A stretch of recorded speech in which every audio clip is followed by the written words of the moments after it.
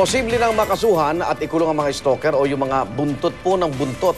At kung minsan ay nagiging bantana sa seguridad at pribadong buhay ng isang individual. Yan ay sa oras na maisabatas ang anti-stalking bill na ngayon nakabinbin sa Senado. Saksi si Cara David. Malaking bahagi ng buhay ng mga artista ang fans. Pero kahit pirmi silang nasa mata ng publiko, hindi ibig sabihin nito pwede nang panghimasukan pati ang pribadong buhay nila. Tulad ng nangyari noon kay Aramina na 5 buwang sinundan at minanmanan ng isang lalaking tagahanga. Ginawan pa ito noon ng dokumentaryo sa Eyewitness. Sa bahay, opisina, saan man siya magpunta, naroon ang lalaki. Paglabas mo ng bahay mo, nandun nakaabang, tapos everywhere you go, alam niya. Kasi anytime, any moment, kung alam mo yun, kung di matino yung pag-iisip niya, baka mamaya kung anong pwedeng gawin sa'yo eh. Baka mamaya, ripin ka na bigla, kidnapping ka, tutukan ka. Isinumbong ni Ara sa mga pulis ang stalker, pero pinakawalan din ito pagkalipas ng ilang oras dahil wala naman daw itong nilalabag na batas. Pero posible na itong magbago kung papasa sa Kamara at Senado ang anti-stalking bill, kung saan maaari ng kasuhan at ikulong ang mga ituturing na stalkers. Sa panukala ng Senado, kabilang sa mga ituturing na stalking ang paulit-ulit na pagtawag sa telepono nang wala namang lehitimong dahilan, pagpapadala ng paulit-ulit na mensahe pero hindi naman nagpapakilala at paggamit ng bastos na lengguwahe. Paulit-ulit na pagpunta at pagmamanman sa bahay o opisina ng isang tao, paulit-ulit na paglapit sa isang tao saan man ito pumunta at pagsasagawa ng anumang bagay na nakakaalarma o nakakaiskandalo sa isang tao. Hanggang 6 na buwang pagkakakulong o multang hanggang 5,000 piso ang parusa sa mga mapapatunayang stalker. 3 katulad na panukala naman ang kailangan pang pag-isahin sa Kamara. Ang mga panukala hindi lang para sa mga artista kundi sa iba pang nahaharas o ini-stalk tulad ng ilang negosyante, politiko at iba pa. Sa ngayon, mahigit 1,000 katao ang binabantayan ng PNP hindi lang dahil sa stalking kundi lalo dahil sa banta sa kanilang buhay. May mga laws na po tayo dealing with the preservation of our privacy.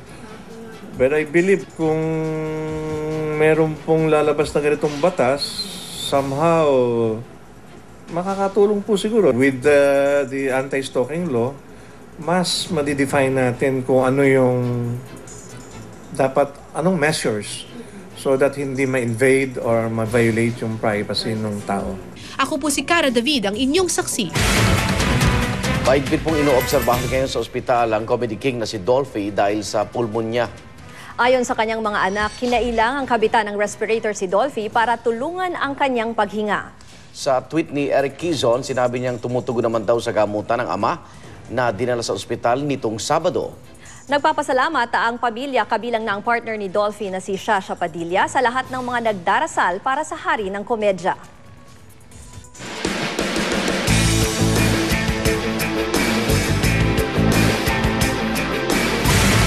Pinasisiyasat na mismo ng World Boxing Organization ang resulta ng bakbakan Manny Pacquiao at Timothy Bradley Jr.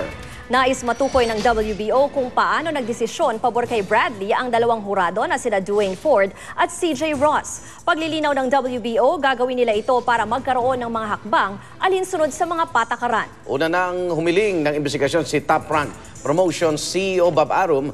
Gate naman ni Pacman, hindi na niya hintay ng resulta ng paunang investigasyon. At itutuon na lang ang atensyon sa susunod niyang laban. Ituloy-tuloy ko yung pag-exercise ko hanggang hindi ko, yung condition ko, i-maintain ko na to para pagbalik ko sa training. Kumanda sila. Umaapoy. Sa linggo na ipagdiriwang Father's Day, ang araw kailan natin ipinagpupugay po ang ating mga ama.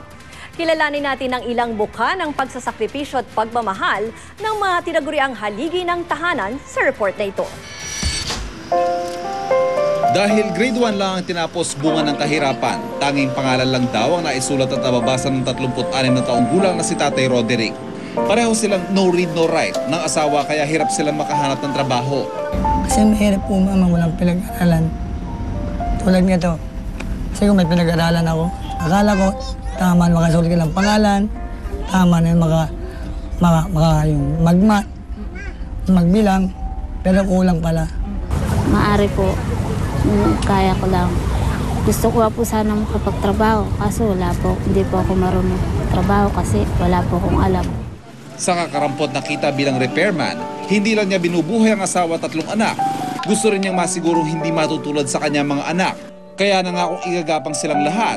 Una nang nag-aaral niyang nasa grade 4. Sa anak ko naman ang panganay, mahalaga sa mapag-aaral siya at huwag akong gayahin. Sa kanila raw nabubuhay ang minsan ng pangarap na makapagtapos ng pag-aaral. Di ba, mahirapan ako, ma'am. Kasi pamilya ko mabuhay ko. 18 anak naman ang umasa sa tibay ng loob ni Tatay Antonio.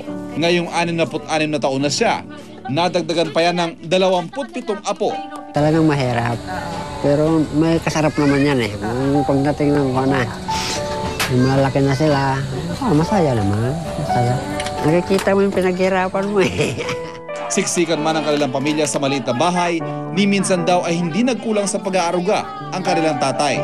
Hindi niya kami pinabayaan, tapos hindi niya kami pinaampon kung kani-kanino kahit marami kami. Nataguyod niya kaming maganda. Di naman ako mabubuhay dito kung wala siya. Mahal na mahal ko yan. Nanay ko, pati tatay ko. At nang ma-stroke ang kanyang asawa, hindi tumigil si Tatay Antonio sa pagtatrabaho bilang street sweeper para makabili ng gamot. Hanggang ngayon, talagang kung hindi ako inalagaan, di wala na ako. Sa kahabaan ng riles ng Blumentritt, Manila naman namin nakilala si Tatay Ace na may mahigit 20 raw na itinuturing na anak. Lahat, hindi niya kadugo. Siya kasi ang nagsisilbing tatay/teacher ng mga batang kalye at ulila. Mga anak, handa na ba tayo mag-aral? Ang sarap ng pakiramdam na may turing nila akong tatay. Para akong basong tubig na nagumapaw. Masaya ako. Masaya ako sa ginagawa ko eh. Kasi po parang turing rin po niya sa amin, mga anak. Pinapayuhan kami, tapos binibigyan po kami disiplina. Sa linggo-linggong pagbisita, pasalubong niya ang mga aralin tungkol sa kalusugan, kabuhayan at pag-iwas sa mga bisyo. Mahalaga na maturuan sila kasi una sa lahat para maprotektahan nila ang sarili nila. At ayokong maging mangmang sila. Papasalamat po kami dahil kahit wala po siya, po kami, lagi kami na Tapos yung dumating po siya yun, nagbago kami lahat. Kundi dahil po sa kanya, hindi po ako maging isang DHW, wala po ako matutunan. Ilan lang sila sa mga haligi ng tahanan, mga amang nagpapakatatag at nagpapakatibay, anumang pagsubok ang dumaan. Para sa Saksi, Ivan Mayrina nag-uula. Patuloy po ang pangunguna sa ratings ng inyong Kapuso Network. Lalo pang tumaas ang ratings ng GMA7 sa prime time sa unang 5 buwan ng taong ito. Narito po ang report. Tumaas pa ang ratings ng GMA7 sa prime time ngayong Enero hanggang Mayo ng 2012 kumpara sa kaparehong panahon noong isang taon base sa National Urban Television Audience Measurement o NUTAM ng Nielsen TV Audience Measurement. Sa buong bansa, tumaas ng 2.3 points ang household audience share ng Kapuso Network sa prime time. Ang rason, ang lalong gumagandang performance ng GMA sa Mega Manila kung nasaan ang 59.5% ng TV households at maging sa buong Urban Luzon kung nasaan ang 77% ng TV households.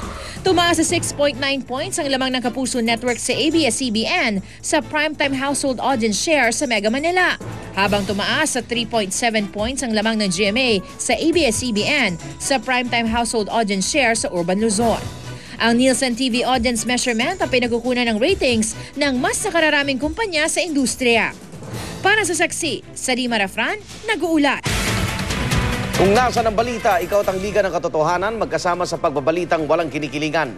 Walang pinoprotektahan, walang kasinungalingan, serbisyong totoo po lamang. Sa ngalan ni Vicky Morales, ako po si Ruth Cabal. Ako naman, Arnold Glavio, susunod na ang rescue. Hanggang bukas, sama-sama tayong magiging saksi!